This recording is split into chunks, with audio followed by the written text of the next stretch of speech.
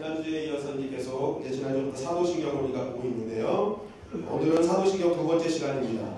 자, 우리 한번 화면에 나온 제목을 한번 다 같이 읽어보겠습니다. 시작. 그 외아들 우리 주 예수 그리스도를 믿사오니. 오늘은 두 번째 시간 예수 그리스도에 대한 말씀입니다. 우리는 지난주에 우리가 믿는 하나님이 어떤 하나님인지를 사도신경을 통해 알았죠. 전능하사 천지를 만드신 하나님 아버지를 내가 믿사오며 라는 구절이었는데요. 이 구절의 라틴어 원문을 우리가 한번 다시 한번 읽어보겠습니다. 이거 잘하시면 라틴어 원문에 나오는 거예요. 자, 다같이 읽겠습니다. 시작. Credo in Deum, Patrem omnipotente, creatorem celi et terrae. 네, 이 말이 무슨 뜻이라고요? 전능하사 천지를 만드신 하나님 아버지를 내가 믿사오며. 자, 내가 하나님을 믿는데요. 내가 믿는데요. 그런데 그 믿음의 상태가 어떤 상태라는 거예요? 그래도 한 상태라는 거예요. 그래도 한 상태로 내가 믿어요. 그래도가 무슨 뜻이었습니까? 그래는 심장이라는 단어였고 도는 드린다라는 거였어요. 그러니까 내가 하나님을 믿을 때 어떻게 믿냐? 내 심장을 다 드리면서 믿는다는 거예요. 그러니까 심장은 생명의 근원이니까 결국 내 생명을 다해 하나님을 믿는다는 거예요. 하나님은 내가 생명을 드려도 아깝지 않은 분이라는 거예요. 말을 안 해서 다시 하겠습니다. 하나님은 내가 생명을 드려도 아깝지 않은 분이라는 거예요. 그 정도로 내가 믿는다는 거거든요. 그럼 왜 하나님은 내가 생명을 드려도 아깝지 않은 분인가? 그분은 어떤 분이기 때문에 데움 파트렘 온니포텐테, 데움 파트렘 온니포텐테 하신 분이기 때문에 내가 생명을 다해도 아깝지 않은 거예요. 데움이 무슨 말입니까? 하나님, 파트렘이 아버지. 하나님 아버지가 온니포텐테 하십니다. 온니포텐템이 무슨 말입니까? 전능하신 분. 그러니까 내가 하나님께 내 생명을 다 드려도 아깝지 않은 이유는 내가 믿는 하나님이 전능하신 하나님이시기 때문에. 그런데 그 전능하심이 어떤 걸로 증명이 됩니까? 어떤 걸로 증명돼요? 크레아토렘 첼리 에트테레로 증명이 되는 거예요. 크레아토렘 첼리 에트테레가 하늘과 땅을 창조하신 하나님. 그러니까 내가 믿는 하나님은 천지를 지으신 전능하신 하나님이기 때문에 내가 내 생명을 다해도 아깝지 않은 분이라는 거예요. 결국 이 고백을 하는 사람들은 어떤 고백을 같이 하는 것이냐? 하나님은 창조자, 전능하신 하나님이기 때문에 하나님 아버지를 내가 온전히 믿으면 나의 삶의 모든 혼돈된, 정리되지 않은 모든 것들을 하나님께서 재창조하시고 새롭게 제 질서를 잡아주신다는 것입니다. 나의 맞는 길을 만들어주시고 또 내 안에 있는 영혼과 육체에 필요한 모든 것을 전능하신 하나님이 다 공급해 주신다는 것이죠. 그리고 내가 눈물밖에 흘릴 수 없는 그 고통 가운데 있는 나를 보시고 하나님께서는 그것이 아무리 악한 것일지라도 전능하시기 때문에 다시 한번 선으로 바꿔주실 것을 믿는다는 고백인 것입니다. 그렇기 때문에 이러한 고백을 하는 사람의 삶은 지금 내 앞에 혼돈된 것이 아무리 많을지라도 정말 어떻게 이럴 수 있어라는 그런 모양과 모습들이 많을지라도 그것을 보고 일희일비하지 않는다는 것이죠. 왜 그렇습니까? 천지를 만드신 전능하신 하나님께서 나의 하나님인데 지금 아무리 어렵고 힘든 일이 있더라도 그것은 하나님의 뜻이 있고 그것을 하나님의 뜻대로 나에게 맞는 것으로 바꿔주실 것을 믿기 때문에 일희일비하지 않는 것입니다. 그리고 전능하심을 붙드는 자는 그 믿음이 겨자씨만한 믿음이라 할지라도 그 겨자씨만한 믿음은 엄청난 믿음이기 때문에 그 믿음을 보시고 하나님이 나의 기도를 반드시 응답해 주실 것을 믿기 때문인 것입니다. 그래서 이 겨자씨만한 믿음이 작은 믿음이 아니라 그랬죠. 그것을 뭘로 설명해 드렸어요? 이자율에 대해서 설명해 드렸잖아요. 이자율.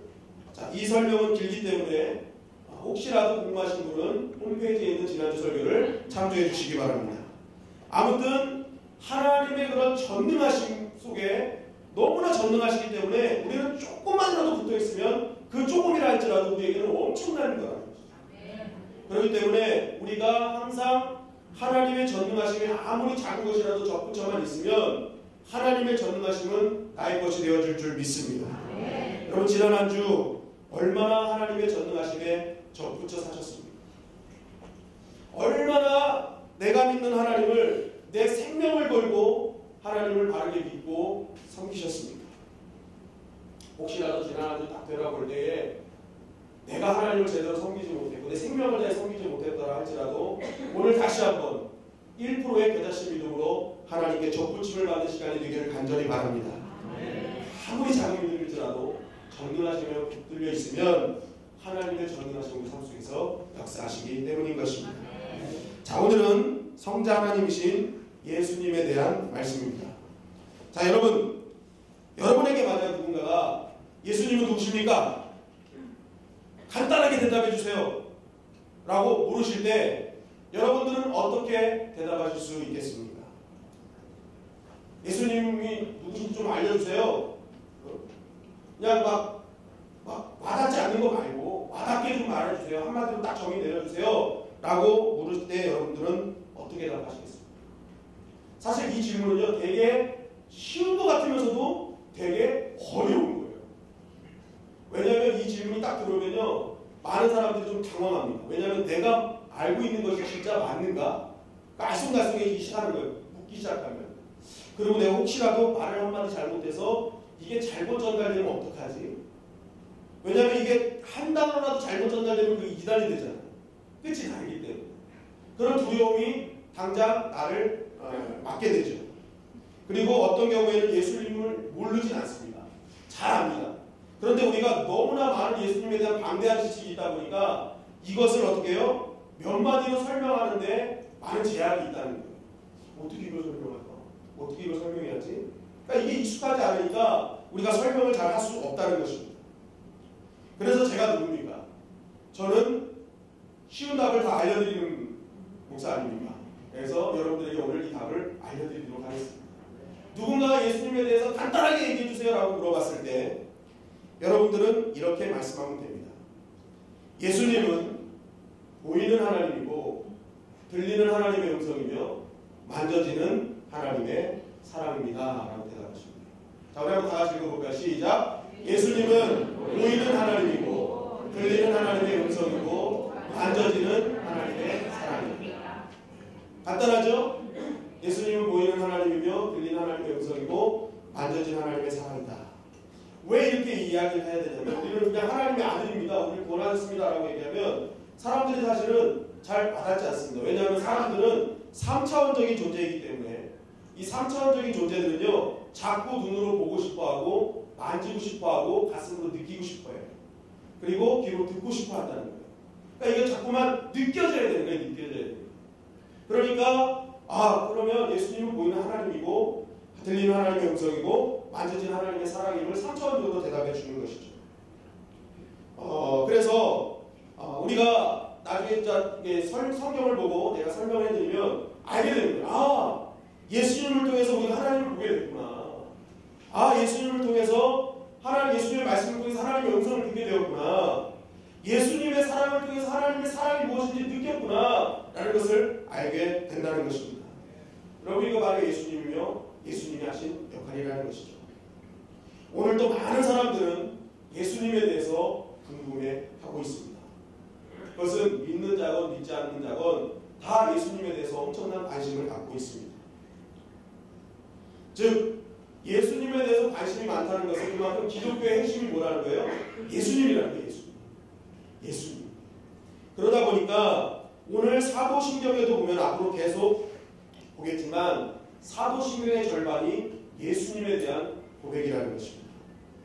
그만큼 성경과 우리의 믿음 고백에서 빼놓을 수 없는 분이 누구다? 예수님입니다. 그렇기 때문에 우리는 예수님에 대한 정확하고 분명한 지식이 반드시 있어야 되는 것이죠. 내가 믿는 예수님은 어떤 분이며 내가 예수님을 믿는다는 고백이 어떤 것을 의미하는지를 우리는 분명히 알고 있어야 되는 것입니다. 그래서 오늘부터 예수님의 본질이 어떤 것인지 내가 예수님을 믿는다는 고백이 어떤 의미를 갖고 있는지를 말씀해 드리고자 합니다. 하나씩 살펴보겠습니다. 오늘은 그 첫 시간으로 사도신경의 2번째 구절 그 외아들 우리 주 예수 그리스도를 믿사오니 라는 것을 말씀드리도록 하겠습니다. 우리 라틴어 본문을 한번 읽어보겠습니다. 밑에 거 저 한글 가르쳐주실 수는 없어요? 자, 한번 읽어볼게요. 시작. 에뜨인 예수 그리스도룸 필리움 에이수스 우니쿰 도니눔 노스트룸. 네. 힘드시죠? 네. 에뜨인 예수 그리스도 필리움 에이수스 우니쿰 도니눔 노스트룸이라는 단어인데요. 그 외아들로서 예수 그리스도는 한국어는 이렇게 나오지만 라틴어 원문은 이것이 반대입니다. 그래서 예수 그리스도가 가장 먼저 옵니다. 예수 그리스도. 그래서 에인 예수 그리스도미, 예수는 예수고 그리스도는 그리스도라는 거예요. 그래서 우리는 라틴어 원문에 의해서 예수 그리스도에게 먼저 초점을 맞춰보도록 하겠습니다. 자, 아까 말씀드린 대로 예수 그리스도 라틴어는 에뜨인 예수 그리스도인데 예수는 예수고 그리스도는 그리스도입니다. 결국 이 말은 무엇이냐? 예수님께서 그리스도이심을 나는 믿습니다. 예수님이 그리스도이심을 믿습니다. 근데 우리가 신앙생활을 하면서 때로는 헷갈리는 것이 예수 그리스도가 이름의 하나인 줄 안다는 거예요. 예수 그리스도라는 것이 하나라고 생각하는 경우가 종종 있습니다. 그러나 우리가 기억할 수 있는 별개입니다. 예수는 이름이고 그리스도는 직함입니다. 그러니까 예수라는 이것은 역사상 실존했던 인물에 대한 이름이고 그리스도는 무엇이냐? 그 인물의 삶에 드러난 역할을 보면서 직함이 붙여진 것입니다. 아, 그 예수라는 사람이 이런 삶을 살았어 라고 이야기를 하는 것이죠. 결국 예수님은 그리스도의 삶을 사셨다는 의미입니다. 그리스도의 삶을 사셨다. 그렇다면 예수와 그리스도 의미 안에 들어있는 참된 진리는 무엇인가? 여러분, 우선 예수라는 이름은요, 당시 유대인들에게 굉장히 흔한 이름 중에 하나였습니다. 예수. 왜냐하면 이 예수라는 말이 굉장히 좋은 의미를 갖고 있어요.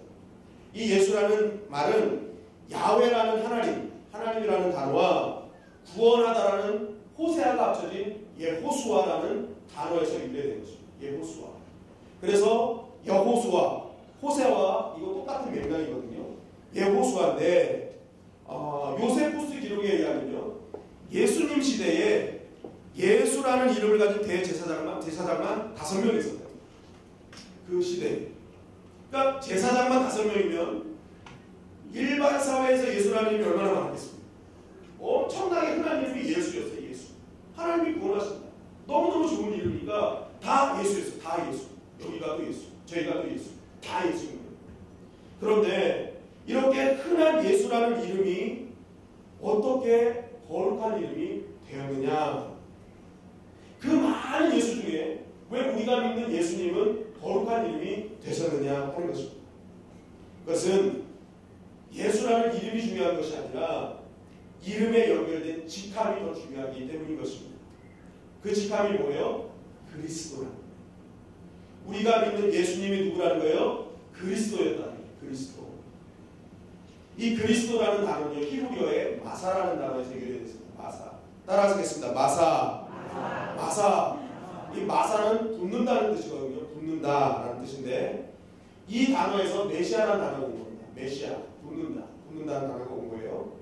그래서 이 단어를 헬라어로 번역할 때 크레오라는 단어로 사용했습니다. 크레오. 크레오 역시도 붙는다라는 단어.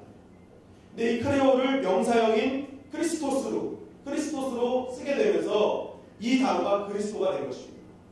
결국 메시아와 그리스도는 같은 의미입니다. 붙는다라는 뜻이에요. 그러니까 예수님은 기름 부음을 받은 자. 그것이 예수님을 예수님답게 만들었다는 것입니다. 그렇다면 기름 부음을 받았다는 것은 무엇을 의미합니까? 구약시대에 기름 부음을 받았다는 것은 하나님의 영으로 이 사람에게 이 직책을 맡긴다라는 뜻이었습니다. 하나님의 영으로 이 사람에게 이 직책을 맡기는데 그 당시에 그 직책, 기름 부음을 받아서 맡긴 직책이 선지자, 제사장, 왕이었습니다. 자, 뭐였다고요? 선지자, 제사장, 왕. 이 세 개의 직책만 기름 부음을 받았다는 것입니다. 결국 우리가 예수님을 나의 그리스도로 믿습니다라는 이 고백하기에는 예수님을 나의 왕으로 믿습니다. 예수님을 나의 선지자로 믿습니다. 예수님을 나의 제사장으로 믿습니다라는 고백이 내포되어 있는 것입니다. 내가 믿는 예수님은 나의 왕이시며 나의 선지자시며 나의 제사장이십니다라는 고백이 들어있다는 것입니다. 그렇다면 예수님이 내 안에서 나의 왕으로 작용하시고 예수님이 내 안에서 나의 선지자로 작용하시고 예수님이 나의 안에서 나의 제사장으로 작용하신다는 의미가 무엇인지를 설명해 드리도록 하겠습니다. 첫째는 예수님이 내 안에서 선지자적 역할을 하신다는 것이 무슨 의미냐. 이 선지자는 히브리어로 나비라는 단어를 갖고 있는데 하나님의 말씀을 대언하는 사람이라는 것입니다. 선지자는 하나님께서 주신 말씀을 세상 가운데 전하는 사람, 대언하는 사람이에요. 결국 이 선지자의 사명은 말씀을 통해서 하나님의 뜻과 하나님이 어떤 분이신지를 증거하는 것이 선지자였습니다. 결국 예수님께서 내 안에서 선지자로서의 역할을 감당하신다면 예수님이 내 안에 들어오시면 예수님께서는 내 안에서 하나님이 어떤 분이시며 그분이 나에게 어떤 것을 요구하신지를 가르쳐 주시는 분이라는 거예요. 그러니까 내가 예수님을 그리스도로 믿습니다라는 것은 그분이 내 안에서 역사하셔서 내가 하나님이 누구신지를 알게 되고 하나님이 어떤 분이신지 알게 되고 그분이 지금 말씀으로 나에게 어떤 일을 하기를 원하시는지를 알게 하시게 놔둔다는 거예요. 그것을 내가 마음속에 갖겠다는 그러한 고백이 있는 것입니다. 즉 우리가 이런 예수 그리스도를 온전히 알게 되면 하나님의 말씀, 하나님의 뜻이 어떤 것인지 우리가 자세히 알게 된다는 것입니다. 여러분 성경은 하나님의 말씀인 줄 믿습니다. 그래서 그 말씀 가운데는 하나님의 속성과 이름과 모든 정보가 다 들어있어요. 그런데 우리가 말씀으로만 딱 대하면요, 말씀이 워낙 방대하기 때문에 하나님의 어떤 속성, 하나님의 속성이 뭘까? 하나님의 그 뜻이 뭘까? 이런 것들을 글로만은 우리가 잘 알 수 없습니다. 그래서 하나님이 어떻게 하신 거예요? 그 말씀이신 분을 이날 이 땅에 보내신 거예요. 더 정확하게 알리시기 위해서.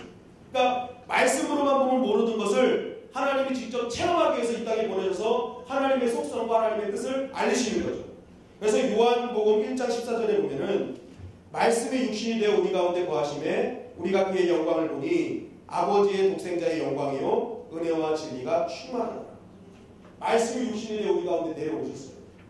그래서 예수님께서 다니시면서 자신의 삶을 통해 하나님의 성품, 하나님의 속성, 하나님이 이 땅에 원하시는 뜻, 그것을 자꾸만 전하신 거예요. 그랬더니 어떤 일이 벌어졌습니까? 요한일서 1장 1절입니다. 태초부터 있는 생명의 말씀의 바라에 우리가 들은 바요 눈으로 본 바요 자세히 보고 우리 손으로 만진 바. 그러니까 하나님이 예수님께서 선지자의 역할로 이 땅에 오셔서 하나님의 속성과 하나님의 말씀을 전했더니 사람들이 어떻게 된 거예요? 듣게 되고 보게 되고 손으로 만지게 된 거예요. 실제적으로 보게 된 거예요. 하나님. 그러니까 예수님이 선지자로 오셔서 했던 일이 바로 그것인 것이죠. 그러니까 우리가 그 예수님을 알게 되면, 선지자를 모시게 되면 우리는 하나님을 정확하게 속성을 느끼게 됩니다. 하나님의 속성은 이런 분이셨구나. 하나님이 우리를 사랑하시는 것은 자신의 생명까지 내어주시는 사랑이었구나. 하나님의 사랑, 하나님 날 사랑하셔? 글로만 봐서 몰랐는데 예수님이 십자가에 달려 돌아가시는 것을 보면서 생명까지 내어주는 사랑이 하나님의 사랑이구나 하는 것을 예수님을 통해서 하나님을 알게 되는 것입니다. 그렇기 때문에 예수님을 선지자로 받아들인다는 것은 굉장히 중요한 고백이죠. 왜냐하면 우리의 모든 삶 가운데 하나님을 느끼게 되기 때문에 예수님을 정말 하나님의 어떤 분인지를 날마다 삶 속에서 우리가 느낄 수 있기 때문에, 만질 수 있기 때문에. 그리고 더 중요한 것은 이 고백을 통해서 진짜 주님이 원하시는 것이 무엇이냐. 그것은 너희가 예수님을 선지자로 믿고 하나님을 경험했다면 너희 역시도 이제는 이 땅에서 선지자의 사명을 감당하는 것이죠. 선지자의 사명을 감당하는 너희가 보고 듣고 느낀 그 하나님을 너희 역시도 선지자로서 이 땅에 나아가면서 예수님처럼 그 보고 듣고 느낀 것을 증거하는 자가 되라는 것을 말씀하고 있는 것입니다. 그러니까 여러분들이 나는 예수 그리스도의 있음을 믿습니다라는 고백을 한 사람은요, 하나님의 말씀을 감상만 해서는 안 되는 거예요. 이 말씀은 훌륭한 교훈이다.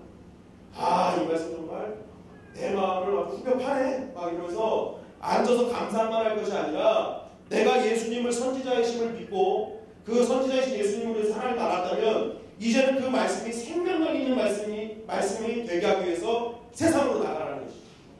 그래서 너희가 그러한 선지자의 역할, 하나님을 알리는 가이드의 역할을 감당하는 것이 이 고백에 들어있는 것입니다.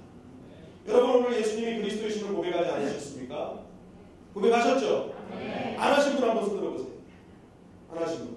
다 하셨죠? 그러니까 여기 있는 분들은 앞으로 어떤 사명을 감당하셔야 돼요?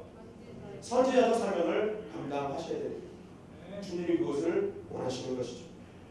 둘째는 따라하시겠습니다. 제사장의 역할이다. 제사장의 역할이다.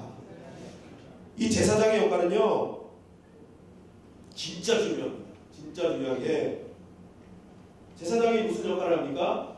선지자는 위로부터 하나님 주신 말씀을 받고 선포하는 역할을 하지만, 제사장은 인간이 죄 이런 것들을 가지고 하나님께 드림으로써, 회개시킴으로써 인간과 하나님을 연결시키는 역할. 그죠? 그래서 구약시대에 많은 죄인들이 이제 하나님 앞에 나아가기 위해서 어떻게 합니까? 짐승을 가지고 와가지고 어떻게 합니까? 그것을 제사장에게 바치잖아요. 그럼 제사장이 그 모든 인간의 죄를 짐승에게 전가시키고, 짐승은 이제 죽게 되고, 이제 사람은 용서함을 받는. 그래서 하나님과 연결시켜주는 그러한 역할을 하는 것이 바로 제사장의 역할이죠. 결국 내가 예수님을 그리스도라 믿는다는 것은요, 예수님은 나와 하나님을 연결시켜주는 중재자이심을 믿습니다라는 고백입니다. 예수님과 나와 연결시켜주시고, 하나님과 나를 연결시켜주시고, 하나님과 나를 화해시켜주시는 분이심을 믿습니다. 결국 그것을 통해서 나는 구원받았음을 믿습니다라는 고백이 바로 예수 그리스도이심을 믿습니다라는 것입니다. 그러니까 이 고백 속에는 구원의 역사가 있는 거예요. 이 고백 속에 하나님의 자녀됨의 역사가 일어나게 되어 있는 것입니다. 결국 이 말씀이 무엇이냐? 내가 하나님과 연결됐다. 하나님과 통행했다. 자, 하나님은 전능하신 하나님이세요. 전능하신 하나님과 연결되는 순간 어떻게 되는 거예요? 그 전능하신 하나님의 역사가 나에게 다운로드 되는 거예요. 근데 만약에 예수님을 거치지 않았을 경우, 예수님의 중재 역할을, 예수님의 화해 역할을 우리가 거치지 않으면 그 하나님의 전능하심이 내게 된다, 내게 안 된다, 내게 될 수가 없다는 거예요. 그러니까 내가 예수가 그리스도이십니다라는 이 고백은 이렇게 중요한 것입니다. 내가 그 고백을 하는 순간 나는 하나님 전능하신 하나님과 연결되는 거예요. 예수님이 중재자 역할을 해주시기 때문인 것이죠. 여러분, 예수님의 화해나 중재 없이는요, 하나님의 것이 내 것이 될 수 없습니다. 하나님의 능력을 내가 경험할 수 없는 거예요. 하나님의 사랑을 내가 경험할 수 없는 것입니다. 그런데 예수님으로 인해서는 우리가 그 모든 것을 다 누릴 수 있는 것이죠. 요한복음 10장 7절에 보면 우리 다 같이 한번 읽도록 하겠습니다. 시작. 그러므로 예수께서 다시 이르시되 내가 진실로 진실로 너에게 말하노니 나는 양의 문이라. 내가 문이니 누구든지 나로 말미암아 들어가면 구원을 받고 또는 들어가며 나오며 복을 얻으리라. 자, 예수님이 자신을 양의 문이라고 말씀하십니다. 내가 문이니 누구든지 나로 말미암아 들어가면, 예수님을 통과하면 뭘 얻는다는 거예요? 구원을 받고. 왜냐하면 예수님은 중개자이시고 연결자이시기 때문에. 그러니까 구원을 받는 거예요. 그리고 또 뭘 받아요? 뽀를 얻는 거예요. 내가 구하는 모든 것들을 예수님으로 인해서 얻게 되는 것입니다. 그러니까 예수님이 나의 그리스도이십니다라는 고백은 얼마나 중요한 고백인지 모르는 거예요. 그렇기 때문에 우리는 예수님 앞에 모든 고민과 아픔을 털어놔야 될 줄 믿습니다. 왜냐하면 예수님은 그걸 다 모아가지고 정리해서 하나님께 갖고 가시는 역할을 하기 때문에. 그래서 이제 하나님이 이 사람이 이런 고민을 하고 있네요. 이런 기도 제목이 있네요. 하나님과 상의하시고, 하나님은 그랬구나. 정말 이런 아픔이 있었구나, 어려움이 있었구나 하면서 하나님께서 각 사람에게 필요한데, 각 사람의 가장 좋은 방법을 찾으셔서 역사해 주시는 것입니다. 여러분, 오늘부터 우리는 예수가 그리스도이심을 진심으로 고백해야 될 줄 믿습니다. 그분에게 고백하고 털어놓기만 하면요, 그리스도이심을 믿기만 하면요, 그분을 바로 하나님께 우리를 연결시켜 주십니다. 그리고 그 하나님의 전능하심을 우리 삶 가운데 이루어지게 만들어 주시는 분이 예수 그리스도이신 것입니다. 셋째는 따라하시겠습니다. 왕의 역할이다. 왕의 역할이다. 자, 이 말씀은요, 다음에 나오는 우리 주라는 이 단어에서도 나오는데, 도미눔 노스트룸이에요. 도미눔 노스트룸이라는 단어인데, 도미눔은 주님이라는 뜻이에요. 주님. 도미눔은 주님. 노스트룸은 우리의라는 뜻이에요. 그러니까 도미눔 노스트룸은 우리의 주님이다. 우리의 주님이다라는 뜻인데, 여기서 도미눔은 그리스어인 퀴리오스에서 파생된 단어입니다. 퀴리오스, 주님이라는 단어거든요. 그런데 이 퀴리오스라는 단어 역시도 이 아도나이라는 단어에서 파생된 단어예요. 하나님의 이름은 야훼였습니다. 여호와, 야훼였는데 유대인들은 이 야훼라는 이름, 여호와라는 이름을 함부로 부르지 못했습니다. 그래서 이 단어를 아도나이로 바꿔서 불렀어요. 아도나이. 그래서 이것을 주님으로 통칭을 했습니다. 아도나이. 72년 성경을 번역하면서 이 아도나이를 그리스어로 퀴리오스라고 합니다. 퀴리오스. 주님. 그런데 이 퀴리오스의 원래 어는 왕에게 사용하는 단어였습니다. 그러니까 나의 주님이라는, 우리의 주님이라는 이 주는 나의 왕이시라는 거예요. 나의 왕. 원래 어는 왕. 그러니까 그리스도로 기름 부음을 받은 왕과 선지자와 제사의 역할을 감당하는 거잖아요. 그러니까 결국 이 왕이라는 것은 나의 주라는 단어에 다 포함되어 있는 거예요. 우리 주라는 이 단어에 나의 왕이십니다라는 고백이 있는 것입니다. 즉 예수님이 그리스도이시다. 예수님은 나의 그리스도라는 이 고백에는 예수님은 나의 생사와 복을 주관하시는 왕이십니다. 예수님은 인생의 최종 결정권을 가진 나의 왕이십니다라는 고백이 있는 것입니다. 그래서 예수는 그리스도이심을 고백하는 사람, 예수님이 나의 왕이심을 고백하는 사람은 자연스럽게 그분의 뭐가 되는 거예요? 백성이 되는 겁니다. 예수님이 나의 왕이시기 때문에 나는 그분의 뭐가 되는 거예요? 백성이 되는 거예요. 백성.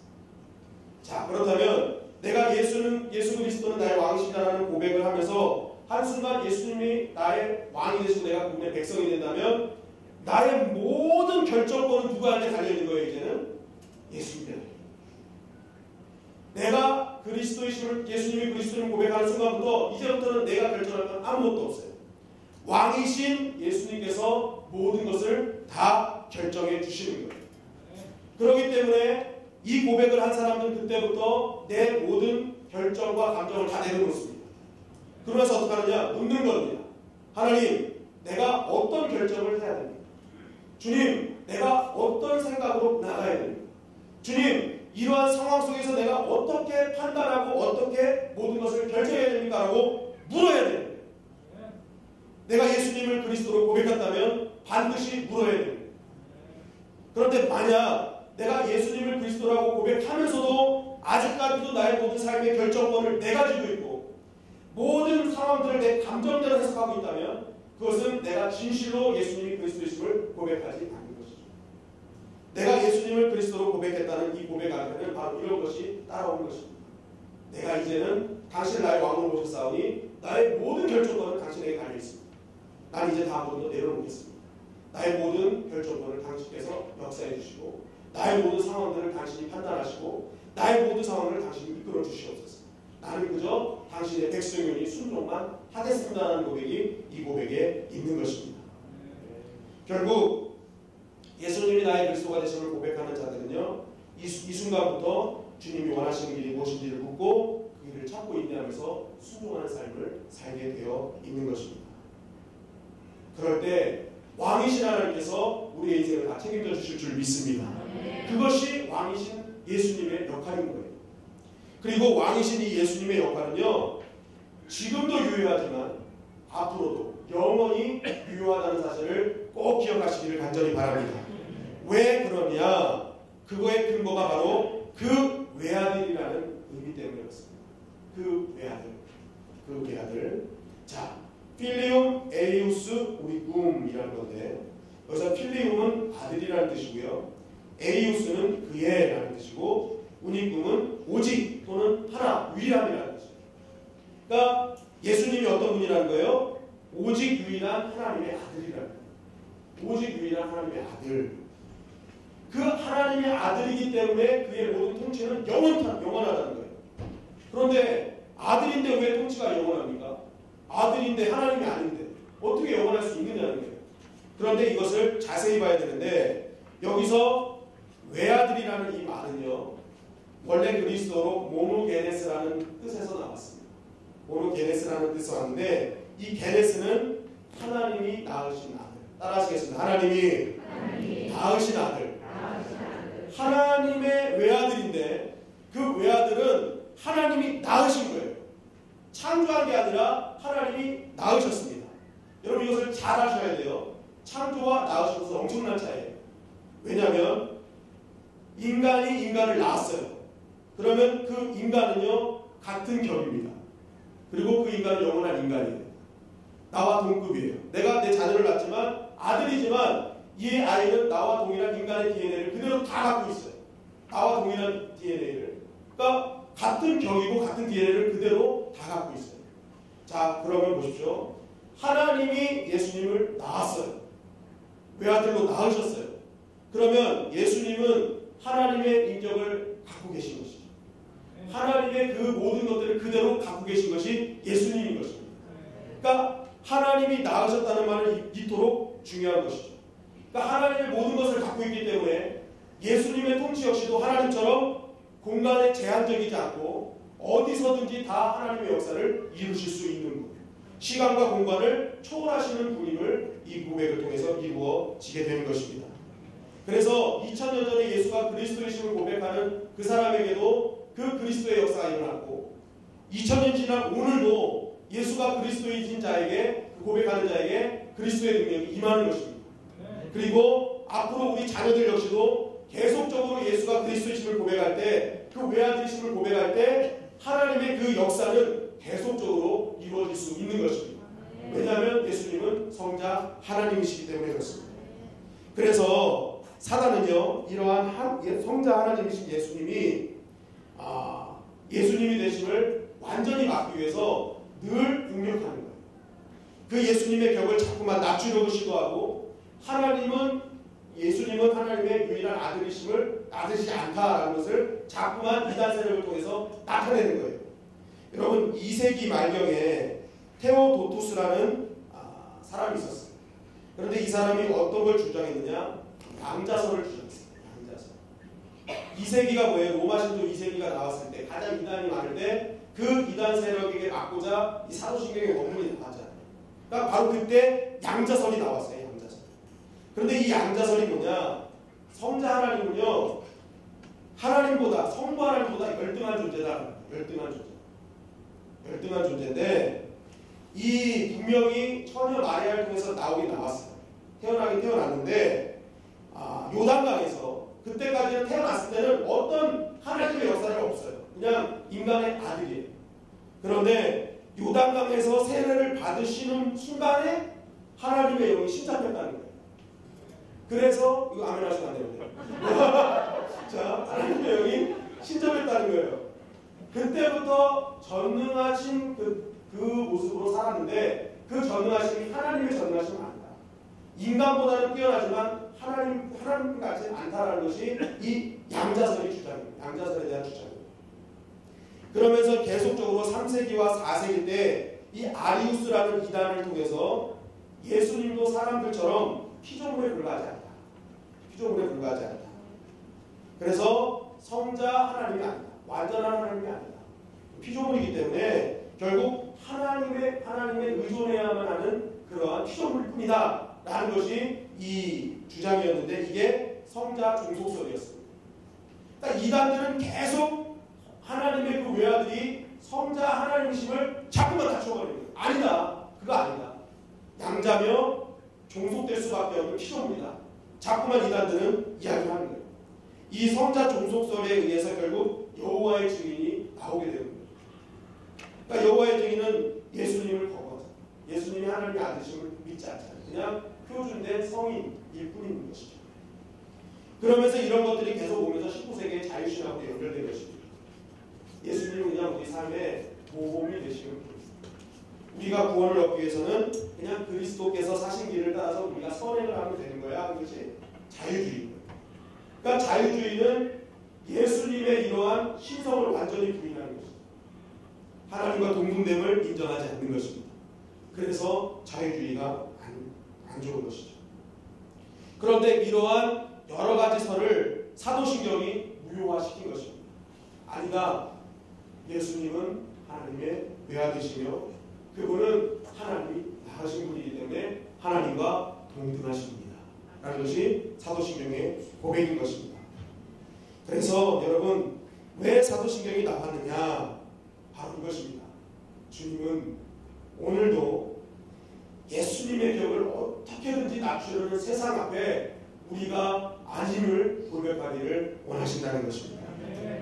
여러분, 마태복음 16장에 보면은 베드로의 유명한 고백이 나오죠. 마태복음 16장 15절부터 16절입니다. 다 같이 읽겠습니다. 시작. 이르시되 너희는 나를 누구라 하느냐. 시몬 베드로가 대답하여 이르되 주는 그리스도시요 살아계신 하나님의 아들이십니다. 예수님께서 물어보십니다. 내가 누구냐? 라고 물어보셨을 때 베드로가 대답합니다. 주는 그리스도시요 살아계신 하나님의 아들이십니다. 사도신경이 무엇입니까? 사도들이 믿었던 말을 적어놓은 것이에요. 그런데 그 사도의 수장이 뭐라고 고백합니까? 주는 그리스도시요 살아계신 하나님의 아들이십니다. 정확하게 고백하고 있다는 거예요. 그런데 이것은 베드로만 고백한 것이 아니었습니다. 요한복음 1장 48절 49절입니다. 시작. 나다니엘이 이르되 어떻게 나를 아시나이까? 예수께서 대답하여 이르시되 빌립이 너를 부르기 전에 내가 무화과 나무 안에 있을 때에 보았노라. 나다니엘이 대답하되 rabbi여 당신은 하나님의 아들이시오 당신은 이스라엘 임금이로소이다. 당신은 하나님의 아들이시며 당신은 왕이십니다. 라고 고백합니다. 그런데 이것으로 끝나지 않습니다. 여자의 고백도 있습니다. 요한복음 11장 23절부터 27절입니다. 시작. 예수께서 이르시되 내 오라비가 다시 살아나리라. 마르다가 이르되 마지막 날 구할 때에는 다시 살아날 줄을 내가 아나이다. 예수께서 이르시되 나는 부활이요 생명이니 나를 믿는 자는 죽어도 살리고 무릇 살아서 나를 믿는 자는 영원히 죽지 아니하리니 이것을 내가 믿느냐. 이르되 주여 그러하이다. 주는 그리스도시요 세상에 오시는 하나님의 아들이신 줄 내가 믿나이다. 아멘. 성자 하나님이신 예수님을 직접 눈으로 보고 만지고 느낀 사람들은요, 그분이 진정한 하나님이심을 알았습니다. 그분이 진짜 하나님의 아들이심도 믿었습니다. 그분이 진짜 왕이심을 믿었던 것입니다. 여러분, 당시 이 고백은요 목숨을 내건 고백이었습니다. 왜냐하면 당시의 주는 누구냐냐? 로마 황제가 주였어요. 당시 로마가 세상을 지배하는 시기 아닙니까? 그래서 이 로마 시대는 오직 주는 왕은 로마 황제밖에 없었습니다. 그런데 로마 황제를 주로 여기고 왕으로 여기는 그 한복판에서 예수님을 부르신 거예요. 너희 주는 누구야? 너희 왕은 누구야? 라고 부르신 거예요. 그때 이들이 대답한 것입니다. 나의 주는 예수님이십니다. 나의 왕은 예수님이십니다. 당시 로마 황제가 주가 되지 않고 왕이 되지 않으면 다 목숨을 내놔야 했습니다. 그런데 옆에서 따라다니던 사람들, 예수님을 보았던, 느꼈던 사람들은 그렇게 대답할 수 없었던 거예요. 이분이 진짜 하나님이시구나. 이분이 진짜 왕이시구나. 그렇기 때문에 로마 황제가 지배하는 그 땅에서도 예수님이 오직 나의 왕이요 그리스도이심을 고백할 수밖에 없었던 것입니다. 그것이 바로 크레도 신앙이었던 거예요. 나의 생명을 다해도 아깝지 않은 것. 나의 생명을 다해도 아깝지 않은 것. 여러분, 오늘날도 마찬가지입니다. 오늘날도 저마다 각자의 것들이 자신을 섬기라고 유혹합니다. 때로는 돈이 나를 섬기라고 유혹합니다. 때로는 나의 어떤 것입니까? 기득권, 명예, 이것이 나를 섬기라고 유혹합니다. 또 가질 수 있는 것, 그런 것들로 나를 유혹한단 말이에요. 나를 주로 섬기라는 거예요. 그러한 유혹들과 그런 것들 앞에서 너는 과연 이 시대에 나를 하나님의 아들이며 왕으로 고백할 수 있느냐? 주님은 오늘 우리에게 물으신다는 것입니다. 여러분, 이 고백 앞에 여러분들은 어떤 고백을 하기를 원하십니까? 어떤 고백을 하기를 원하십니까? 따라서 있습니다. 주는 그리스도시요 살아계신 하나님의 아들이십니다. 고백하셨습니다. 이러한 것들이 유혹하는 판치는 세상에서 내가 주는 그리스도시요 살아계신 하나님의 아들이심을 고백하는 자에게 하나님의 정권적인 은혜가 부어지게 될 줄 믿습니다. 주님은 이 고백 위에 든든한 교회를 세워가십니다. 오늘 우리가 이렇게 많은 분들이 이 고백을 하셨습니다. 이 고백 위에 우리 주님의 영광 교회가 든든히 세워지게 될 줄 믿습니다.